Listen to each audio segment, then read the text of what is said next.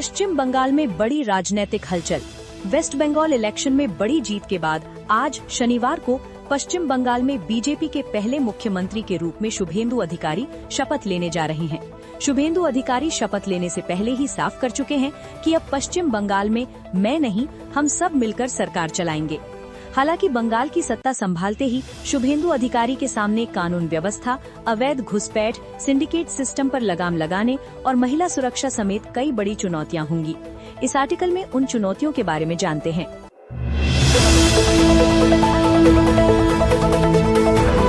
पश्चिम बंगाल की राजनीति में ऐतिहासिक बदलाव। भारतीय जनता पार्टी ने शुभेंदु अधिकारी को विधायक दल का नेता चुन लिया है, जिसके बाद अब वे राज्य के अगले मुख्यमंत्री बनने जा रहे हैं। खास बात यह है कि आजादी के बाद पहली बार बंगाल में बीजेपी की सरकार बनने जा रही है। पश्चिम बंगाल की राजनीति में आज एक ऐतिहासिक अध्याय जुड़ने जा रहा है। भारतीय जनता पार्टी के दिग्गज नेता शुभेंदु अधिकारी आज राज्य के मुख्यमंत्री के रूप में शपथ लेने जा रहे हैं। लेकिन इस शपथ ग्रहण समारोह के बीच सबसे ज्यादा चर्चा उनके भव्य राजनीतिक कद की नहीं, बल्कि उनकी संपत्ति की हो रही है।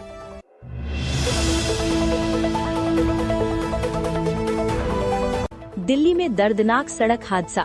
दिल्ली के खजूरी खास फ्लाईओवर के पास आईपीएल मैच देखकर लौट रहे दो दोस्तों की सड़क हादसे में दर्दनाक मौत हो गई। इससे पहले दिल्ली में ऐसे ही हादसे में दो भाइयों की जान जा चुकी है। दिल्ली में आईपीएल मैच देखकर घर लौट रहे दो दोस्तों की दर्दनाक सड़क हादसे में मौत हो गई है। ये हादसा उत्तर पूर्वी दिल्ली के खजूरी खास फ्लाईओवर के पास देर रात हुआ। पुलिस के मुताबिक दोनों युवक बाइक से घर लौट रहे थे, तभी फ्लाईओवर से नीचे उतरते ही तेज रफ्तार कार ने उनकी मोटरसाइकिल को जोरदार टक्कर मार दी। टक्कर इतनी भीषण की कि दोनों की मौके पर ही मौत हो गई। मृतकों की पहचान हेमंत तिवारी और रोहित उर्फ सोनू के रूप में हुई है। घटना की जानकारी मिलते ही पुलिस मौके पर पहुंची और दोनों के शवों को पोस्टमार्टम के लिए भेज दिया। पुलिस ने इस मामले में आरोपी कार चालक हिमांशु को गिरफ्तार कर लिया है।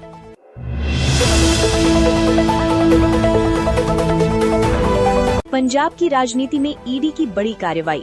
पंजाब के कैबिनेट मंत्री संजीव अरोड़ा के कई ठिकानों पर ईडी की छापेमारी से सियासी गलियारों में हड़कंप मच गया है और सीएम मान अपने मंत्री के बचाव में उतरते दिख रहे हैं। पंजाब के कैबिनेट मंत्री संजीव अरोड़ा की मुश्किलें एक बार फिर बढ़ती हुई नजर आ रही हैं।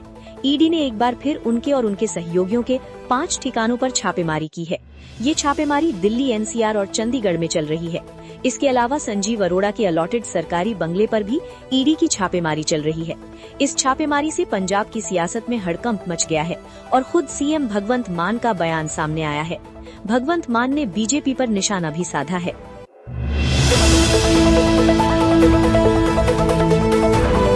कानपुर से चौंकाने वाला मामला। यूपी के कानपुर से एक हैरान करने वाला मामला सामने आया। यहाँ एक युवती की जिंदगी उस वक्त पूरी तरह बदल गई जब उसने गलती से कथित तौर पर कोल्ड ड्रिंक समझकर तेजाब पी लिया। एक छोटी सी लापरवाही ने उस युवती को मौत के मुहाने तक पहुँचा दिया। तेजाब पीने के बाद युवती की खाने की नली और गला बुरी तरह झुलस गया। हालत इतनी गंभीर हो गई कि वो खाना तो दूर, पानी तक नहीं निगल पा रही थी। लगातार कमजोरी बढ़ने से उसका वजन घटकर महज 29 किलो रह गया था। करीब 8 महीने तक चले कठिन इलाज और कई मेडिकल प्रक्रियाओं के बाद अब युवती धीरे धीरे सामान्य जिंदगी की ओर लौट रही है।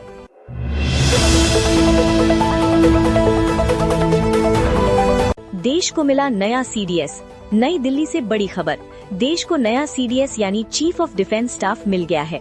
भारत सरकार ने लेफ्टिनेंट जनरल NS राजा सुब्रमणी सेवानिवृत्त को नया चीफ ऑफ डिफेंस स्टाफ नियुक्त किया है।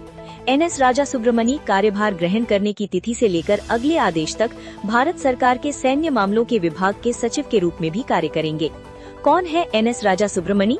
लेफ्टिनेंट जनरल NS राजा सुब्रमणी 1 सितंबर 2025 से राष्ट्रीय सुरक्षा सलाहकार सचिवालय में सैन्य सलाहकार हैं। इससे पहले वे 1 जुलाई 2024 से 31 जुलाई 2025 तक सेना स्टाफ के उप प्रमुख थे और मार्च 2023 से जून 2024 तक केंद्रीय कमान के general officer commanding in chief थे। गौरतलब है कि देश के वर्तमान सीडीएस जनरल अनिल चौहान का कार्यकाल 30 मई 2026 को समाप्त हो जाएगा।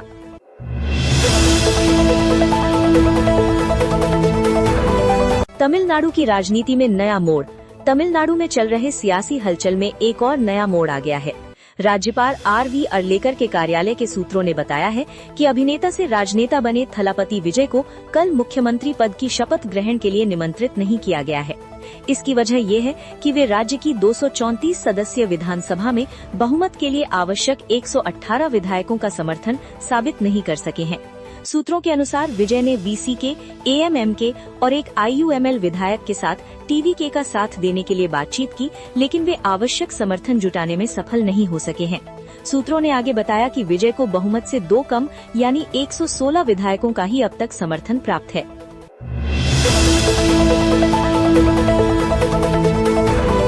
भारतीय नौसेना को मिला नया प्रमुख। भारतीय नौसेना को अपना नया चीफ मिल गया है। वाइस एडमिरल कृष्णा स्वामीनाथन को नया नेवी चीफ नियुक्त किया गया है। कम्युनिकेशन और इलेक्ट्रॉनिक वॉरफेयर के एक्सपर्ट माने जाने वाले स्वामीनाथन 31 मई को पदभार संभालेंगे। इंडियन नेवी को नया चीफ मिल गया है। वाइस एडमिरल कृष्णा स्वामीनाथन को नौसेना का प्रमुख नियुक्त कर दिया गया है। अभी वे मुंबई स्थित पश्चिमी नौसेना कमान के कमांडर के तौर पर जिम्मेदारी संभाल रहे हैं। वाइस एडमिरल कृष्णा स्वामीनाथन आगामी 31 मई को औपचारिक तौर पर नौसेना प्रमुख का पदभार ग्रहण करेंगे। 31 दिसंबर 2028 तक उनका कार्यकाल रहेगा।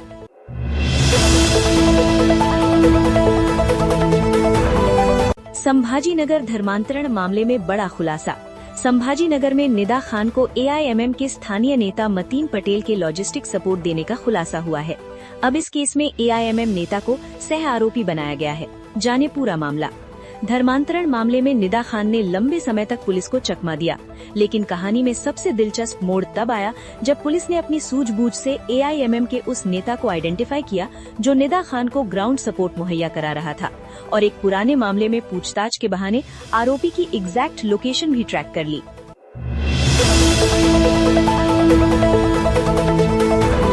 बॉलीवुड में फिर गरमाया PR गेम का मुद्दा। अमीषा पटेल अपनी फिल्मों के साथ साथ अपने बयानों को लेकर भी चर्चा में रहती हैं। अब हाल ही में वे अपनी एक पोस्ट को लेकर सुर्खियों में हैं, जिसमें उन्होंने नई अभिनेत्रियों और इंडस्ट्री में चल रहे PR गेम पर निशाना साधा है। गदर गर्ल अमीषा पटेल एक बार फिर चर्चा में है, और वो भी किसी नई फिल्म को लेकर नहीं बल्कि अपने बयान को लेकर। हाल ही में अमीषा ने X, पहले ट्विटर पर एक पोस्ट साझा किया है, जिसमें उन्होंने नई अभिनेत्रियों और बॉलीवुड के फेक PR गेम पर निशाना साधा है। शनिवार तड़के अमीषा पटेल ने ये पोस्ट शेयर किया है, जिसमें उन्होंने उन नई अभिनेत्रियों को निशाने पर लिया है जो खुद को सुपरस्टार और नंबर 1 कहलाना पसंद करती हैं, जबकि इन्हें इंडस्ट्री में ज्यादा समय नहीं हुआ है। अमीषा ने अपने पोस्ट में साफ तौर पर कहा है कि ज्यादातर अभिनेत्रियों ने फेक PR के जरिए ये टैग हासिल किया है, जबकि उनके नाम पर कोई बड़ी ब्लॉकबस्टर नहीं है।